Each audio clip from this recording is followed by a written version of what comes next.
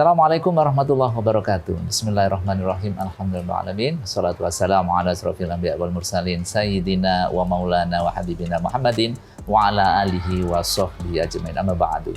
Pemirsa Smart TV yang berbahagia, bagaimana kabarnya hari ini? Semoga semuanya dalam keadaan sehat walafiat dan sukses beraktivitas. Saya Mas Latif kembali menemani Anda menghadirkan program kami yaitu Ruang Inspirasi melalui Smart TV.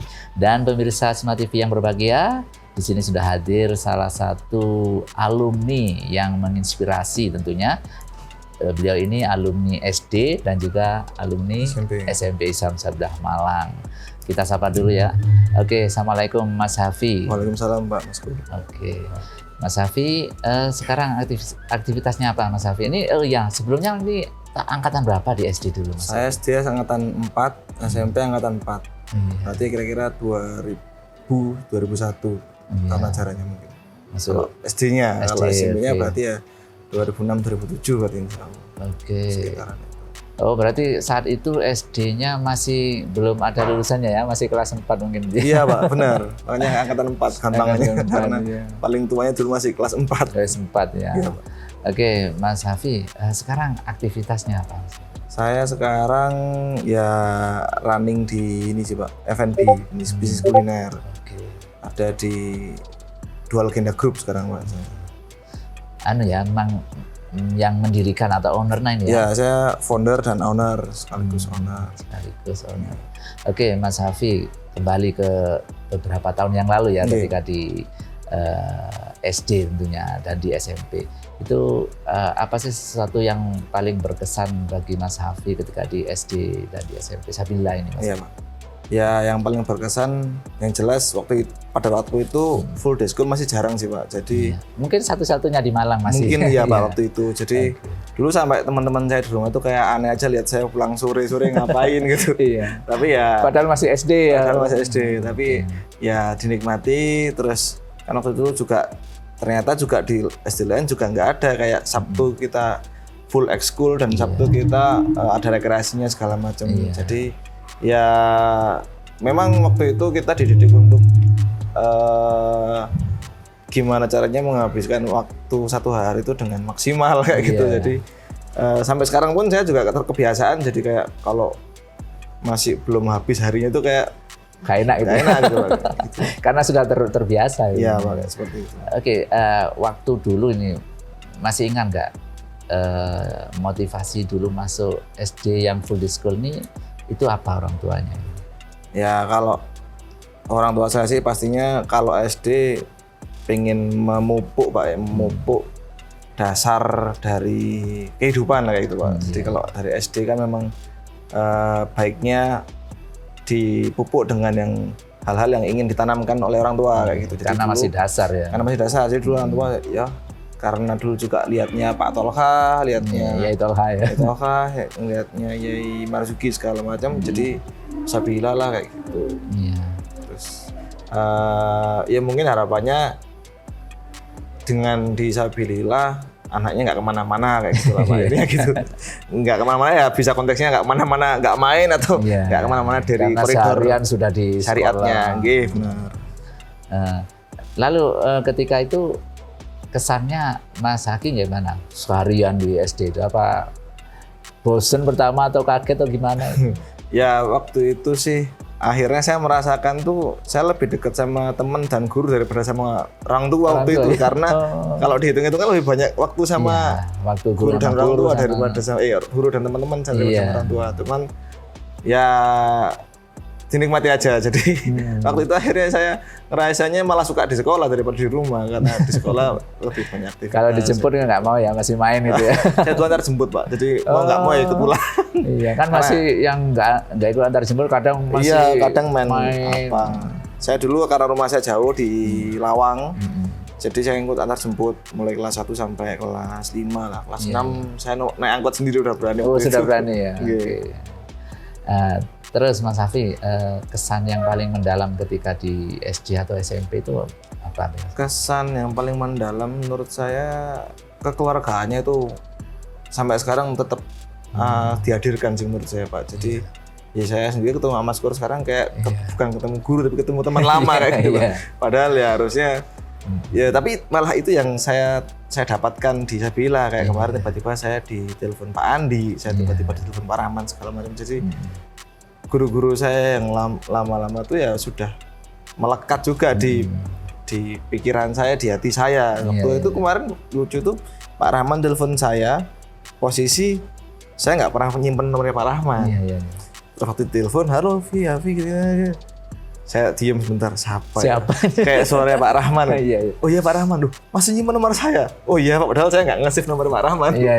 Cuman melekat aja suaranya Pak Rahman tuh melekat di telinga saya. Wah Pak Rahman nih kayak bener Pak Rahman ternyata. Oh iya Pak Rahman, masih nyimpan nomor saya? Enggak Pak, saya inget aja suaranya gitu. Ya itu sih Pak, kekeluargaannya yang saya dapatkan itu kekeluargaan dari gurunya, dari semua stafnya, dari teman-temannya juga sih.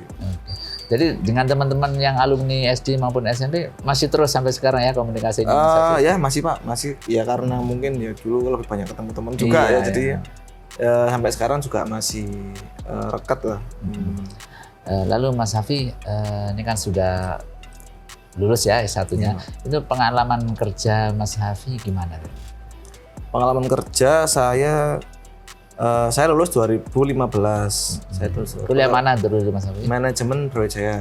UB ya? Ya, Brawijaya.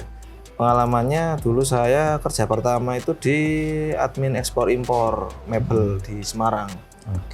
Saya di sana belajar tentang ya gimana administrasinya ekspor impor, mulai pajak, mulai menyiapkan berkas pengiriman segala macam, mau didatangkan dari luar segala macam. Terus itu saya nggak belajar ya Pak. Jadi kalau saya tuh nganggapnya di semua pekerjaan saya itu ya belajar lah Pak. Karena belajar tapi dibayar lah. Gitu. Karena ya kalau pikirannya hanya ya saya uang terus jadinya nggak capek. Kalau cuma ngejar itu. Jadi ya waktu itu saya mikirnya ya saya masih jalan saya masih panjang. Jadi ya saya anggap ini semua belajar. Setelah dari yang ekspor impor itu saya keluar, saya daftar di Cimory waktu itu sebagai sales leader. Yang di Semarang juga ya? Yang di Semarang. Sales leader itu dulu tugasnya di area-area Pak. Jadi kami gimana caranya ya memaksimalkan penjualan di area itu Pak, gitu Pak. Saya berjalan hampir setahun. Setelah di Cimory itu kontrak emang Pak, kontrak selesai, saya pulang Malang waktu itu. Itu di Semarang juga Pak, waktu Cimory. Jadi 2 tahun saya di Semarang. Terus pulang ke Malang, saya kerja di kantor konsultan perencanaan kota. Jadi ya itu. Memang sesuai nggak dengan pendidikannya nih? Nah itu lucunya, jadi nggak sesuai sebenarnya Pak. Cuman ya saya mikirnya pokoknya kalau di dunia kerja dipelajari yang penting ya. Yang penting mau belajar dan saya percaya apapun itu bisa dipelajari lah Pak. Jangan takut untuk belajar kayak gitu. Jadi waktu itu saya daftarnya itu bukan sebagai kayak analis atau tenaga ahli, tapi saya sebagai multimedia. Saya kebetulan saya bisa fotografi dan videografi. Jadi saya daftar untuk membenahi kualitas visual di dalam kantor tersebut, untuk entah itu untuk dokumentasi, entah itu untuk nanti presentasi ke pihak klien. Kliennya kan kebetulan dinas-dinas Pak, karena perencanaan wilayah kota, jadi banyak dinas-dinas, kementerian-kementerian kayak gitu. Dan itu ya yang ditangani ya? Ya itu yang ditangani. Nah tapi lucunya akhirnya karena waktu itu sempat kantor overload, orangnya juga terbatas, akhirnya saya ditawari untuk jadi surveyor, jadi tenaga ahli untuk bikin dokumen ya isinya pelajaran-pelajarannya anak-anak perencanaan wilayah kota. Tapi saya berani ngambil itu, saya bisa. Ternyata dari situ malah saya nggak pernah dilibatkan di multimedia lagi, saya masuk terjun ke tim proyek terus. Oke. Akhirnya kantor nge-hire multimedia baru. Jadi saya di kantor itu 4 tahun. Ya kerjaan saya yang ngurusin dokumen-dokumen, bikin dokumen, Oke. survei ke saya ya dari kantor itu saya bisa naik pesawat keliling-keliling Indonesia itu dekat kantor itu perpanjangan wilayah kota itu. Saya paling jauh tuh ke Natuna. Natuna itu dari Batam masih naik pesawat lagi. Ya itu juga ya kalau nggak kerja di situ ya nggak kemana-mana kayaknya. Jadi pengalaman nih yang berharga sekali Iya, dia. Pak, benar. Dan tadi tuh Pak yang intinya jangan takut belajar aja sih. Soalnya kita nggak tahu peluang ke depannya gimana, kita juga nggak tahu. Semakin kita banyak yang kita pelajari, peluang juga semakin terbuka aja sih. Dan sesuatu yang baru itu belum tentu kita nggak bisa ya. Benar. Coba dulu. Memang pasti kesulitan di awal pasti nggak mungkin kita langsung bisa. Cuman ya kalau sudah 1-2 kali nyoba ternyata oh gini caranya gini ya udah silakan. Kan sudah beberapa kali nih ya, berapa kali pindah Iya, Pak, ya benar. di proyek, di perusahaan.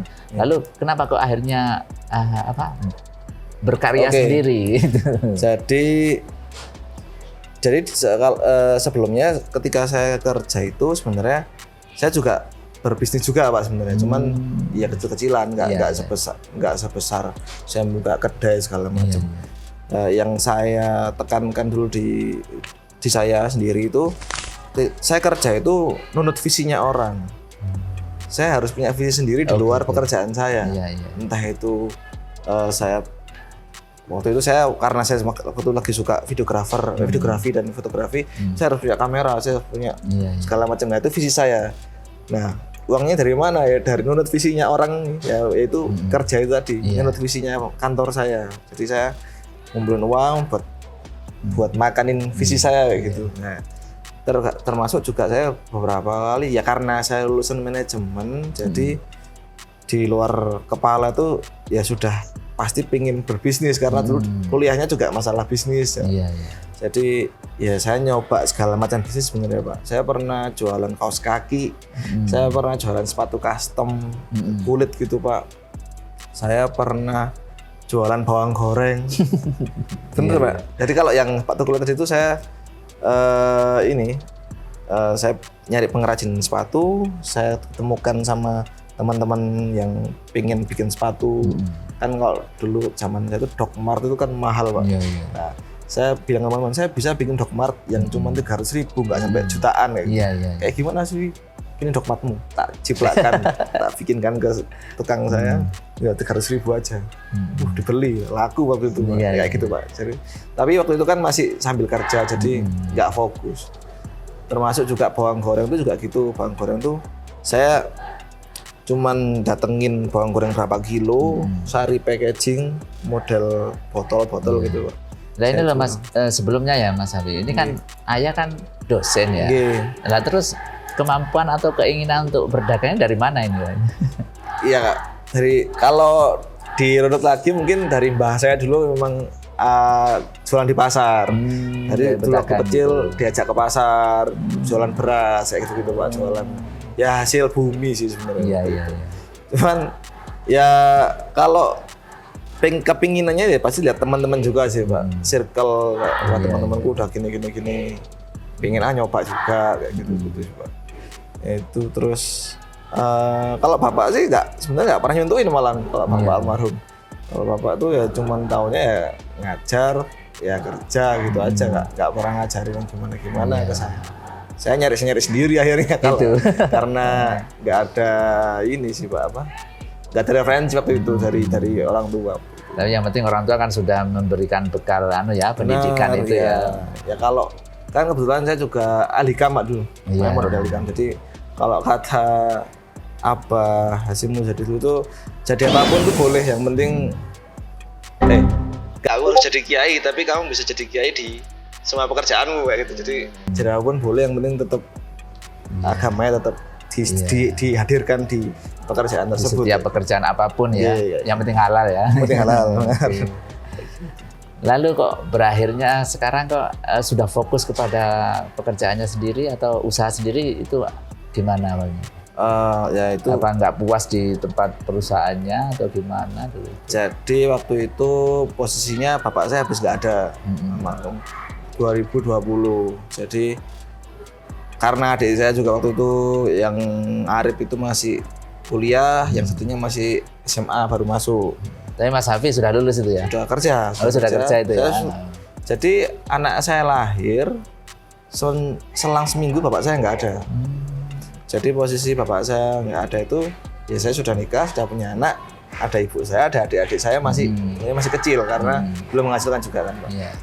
Ya waktu itu saya di perencanaan itu Pak, konsultan perencanaan itu. Oke. Sering keluar kota. Karena sering keluar kota, saya juga kepikiran Pak, waduh, bapak ini udah nggak ada. Terus ibu sendirian, ada masih kecil, ada anak, ada istri, jadi kayak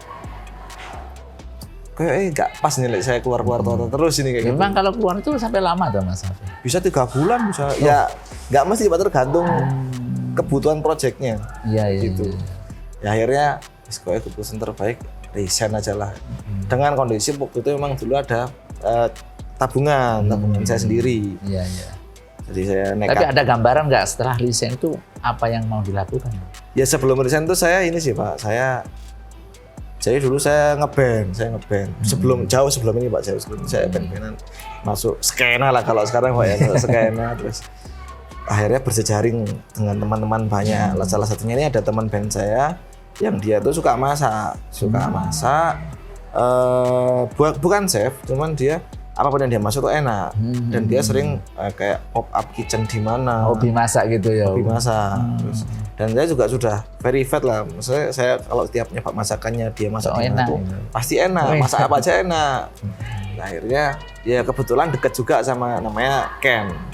Deket sama Ken ini, terus ngobrol. Dia waktu itu masih ikut orang juga. Dia waktu itu kerjanya itu kayak ngedevelop menu di beberapa makan gitu Pak. Terus saya padahal juga, bukan chef ya? Bukan chef. Terus saya juga masih kerja di konsultan itu. Tapi kita sering ngopi. Terus akhirnya dia sambat kerjaannya, saya sambat kerjaan saya. Yang keluar kota ya? terus itu. Terus ya mulai kita bikin bareng aja. Aku ada tabungan sekian. Terus dia juga masih banyak menu yang belum keluar kayak gitu. Oke, coba kita ngobrol-ngobrol sih. Ngobrol, kita keliling-keliling Malang aja nyari tempat, ya, iseng-iseng aja. Terus awalnya kan saya tuh di Depot 2 Legenda itu Pak, di Jalan Anjasmoro itu saya tuh keliling-keliling, dapat bagus sih. Jadi waktu itu saya bikin database Pak, database tempat satu kota, saya keliling-keliling yang saya dapatkan sih Pak, keliling-keliling bisa dari OLX, bisa dari segala macam e-commerce itu.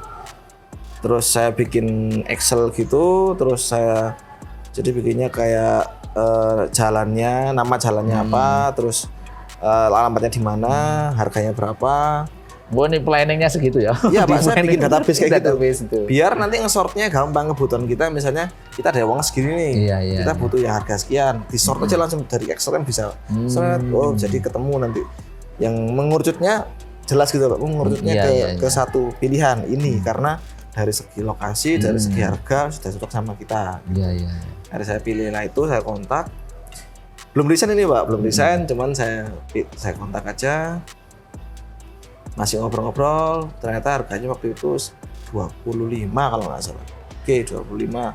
Per apa itu? Per tahun. Per tahun. Saya keep dulu, pulang. Nah di situ ngobrol sama istri juga. Kebetulan itu juga kenal sama si Ken, ini juga kenal. Jadi, apa namanya? Aku mau resign ini bikin sama Ken. Ya sempat ada keraguannya pasti kan Pak. Iya, apalagi mau usaha baru ya. Bisa ada bulanan terus kita jadi bajak laut kan pasti ada keraguan terus. Ya dipikir dulu aja coba cari alternatif kerja lain dulu gitu. Terus saya tuh lihatnya tempatnya juga nggak tahu, kayak ada feeling aja kayak tempatnya iki kayak jawabannya tempatnya. Kan pertama lihat langsung gitu. Iya Pak, wah ini sih kayaknya. Saya sampai bayangkan ini bakal rame pengunjung. Belum ada waktu itu Pak. Bahkan nama waktu itu belum ada. Cuman, tempatnya oke nih, rame nih bakalan ini. Nanti mungkin kalau di videonya bisa dilihatin fotonya, tempatnya. Terus akhirnya ya udah kan kita coba konsep CAE, konsep. Jadi namanya ketemunya dulu tuh Dua Legenda. Dua Legenda itu ya sesimpel dua orang yang pengen jadi legenda kayak gitu. Maksudnya Iya. itu. Karena aku berpartner dengan temanku, namanya si Hafi. Kenapa kok legenda? Karena itu mimpi kami. Kami pengen punya warung depot yang umurnya sampai 100 tahun minimal. Cuman akhirnya kita kan nggak pengen kelihatan narsis, jadi Iya, kita iya. selewengkan dengan logonya itu naga dan macan. Naga sama macan itu ya simbol dua legenda yang yin yang lah, satunya saling menguatkan lah. Saling Satu menguatkan, ada oke. kelebihan kelemahannya sama-sama. Oke, deal. Terus kita bikin konsepnya, brandnya, terus kita bikin gambar-gambarannya segala macem, udah siap. Baru ditagih sama yang punya tempat. Mas, Jadi apa enggak ini? jadi apa enggak ini? Iya, kita sampai belum DP sama sekali. Iya. DP-nya 5 juta, Mas. Ini. Oh iya, Pak. Kasih waktu seminggu, Pak. Seminggu tuh saya butuh waktu buat nge-clearin sama keluarga, sama ini ya ngomong kalau kita Tapi konsep sudah ya, nanti udah ini siap. apa Iya. ya sudah. Terus akhirnya saya bilang ke ibu saya waktu itu pertama support, terus tahu kalau ya Ken ini memang ya nonis kan, Pak. Jadi ibu langsung wah gini kayak gitu lah. Terus wis aman Bu, insya Allah aku pokoknya sing masak aku kabeh. Iya. Takutnya kan ibu Oh kan iya, mesti kayak apa. jaga kehalalannya Iya, itu gitu, dan Pak. kebersihannya mungkin. Pokoknya aku bahan yang milih aku Bu, bahan yang milih saya. Nanti yang masak pokoknya aran saya semua. Istiqoroh, saya istiqoroh Pak, istiqoroh. Yang mimpi bapak saya Pak, mimpi bapak sama kan ada itu kan ngaji di apa mondok di Syaifuddin Juri. Ya. Yang saya mimpikan itu Syaifuddin Juri sama bapak. Saya makan berkat bareng bertiga. Dari situ saya bangun, saya bilang ibu langsung, yes guys, Mantap ya. mantap ya. Udah akhirnya Bismillah. Saya resign itu Juli tanggal 1, Agustus tanggal 1, depot buka. Jadi saya DP dulu. Nah, lucunya itu waktu itu modal tuh nggak sampai 50 lah Pak. Udah nggak sampai 50. Sedangkan anu ya dengan sewanya tempatnya tuh ya. iya Pak. Sedangkan sewa itu minimal 2 tahun. Oh. Jadi 50 kan Pak. Iya. Akhirnya saya nego itu bukan nego harga tapi nego pembayaran. Iya, tenggang ya. Iya, Pak, saya nego pembayaran di bulan pertama dan bulan ketiga. Bulan pertama 30, bulan ketiga 20. Yes Mas, oke. Udah, jadi waktu itu nggak salah 40 juta apa ya modal saya. Itu tabungan saya sama tabungan teman saya tuh. Akhirnya wis itu dipres-pres banget karena 30 udah kepake buat bayar kontrakan. Jadi barang-barang rumah saya, barang-barang ibu saya, Diikutkan ya. mertua saya, barang-barang ibunya Ken ini semua yang ada yang bisa dipakai, pakai aja. Nggak dipakai di rumah, pakai aja, masukin semua. Meminimalisasi untuk beli lagi ya. Iya Pak. Ya, yang ada pakai. mungkin saya bersyukurnya di situ Pak. Soalnya kalau uang saya banyak mungkin ya saya beli baru semua dan nggak dan akan terlena juga sih Pak. Ya udah ke setup semua, makan udah jadi. Udah jalan. Tapi saya mikir, ini dalam 3 bulan dapat 20 juta ini gimana caranya? Padahal ditunggu yang punya ya. Iya, padahal ditunggu yang punya. Ya akhirnya ya itu yang jadi motivasi saya. Gimana caranya dapat dalam 3 bulan kita dapat 20 juta. Besar loh itu. Hitung tuh pokoknya sehari kita nge-save 350.000. Kalau gini nggak terlalu besar sih. Maksudnya kalau dihitungnya per hari nggak terlalu, ternyata bisa dikejar Mas Ian. Iya. Entah kita nanti omset 500 dulu nggak masalah, yang penting 350 kita simpen dulu. Kayak gitu. Jadi saya dulu tuh saya bikinnya kayak ada kantong sendiri buat nyimpen si 20 juta ini. Tiap hari dari omset tak simpen 350 gitu Pak. Soalnya hutang ini ya. Iya, hutang Pak. Bahkan saya tuh sampai gimana cara pemasukan tuh dari mana-mana kayak saya ready makan tuh jam 10 pagi Pak. Jam 7 saya udah buka. Nyediain apa? Kopi wes. Sikat kopi kayak gitu. Sampai kita coba cari makanan yang gampang aja lah, serve-nya apa? Nasi telur, oke nasi telur. Ya ada yang beli Pak, nasi telur ceplok itu Pak. Iya. Ya ada yang beli. Ya jadi yang saya dapatkan malah ini target itu maju kita buat Iya, untuk gimana semangat, caranya. iya. Dan saya udah bilang ke partner saya juga, ini udah nggak ada jalan pulang loh. Kita wis kadung kayak gini, Iya, sudah maju gas. sudah start ya. Gas, kita nggak ada jalan mundur. Oke, gas. Ya udah akhirnya sedikit demi sedikit gas 50 dikumpulin terus. Waktu itu saya belum sharing profit Pak, masih belum ada profit. Saya cuma gajian. Nah gajian tuh ya menghargai jasa kita juga kan Iya, Pak. iya. Yang sebagai ownernya juga butuh pemasukan. Karena saya udah punya anak juga waktu itu. Iya. Gaji saya pertama 1.500.000 Pak. 1.500. Terus bulan kedua tetap 1.500. Nggak ada sharing profit lagi karena ngumpulin itu tadi. Iya, untuk uang. Alhamdulillah nggak sampai 3 bulan kekumpul 20 juta itu. Alhamdulillah. Dengan ya tadi itu saya kumpulin gas mulu. Iya, iya, iya. Alhamdulillah kekumpul, bayar langsung dari situ.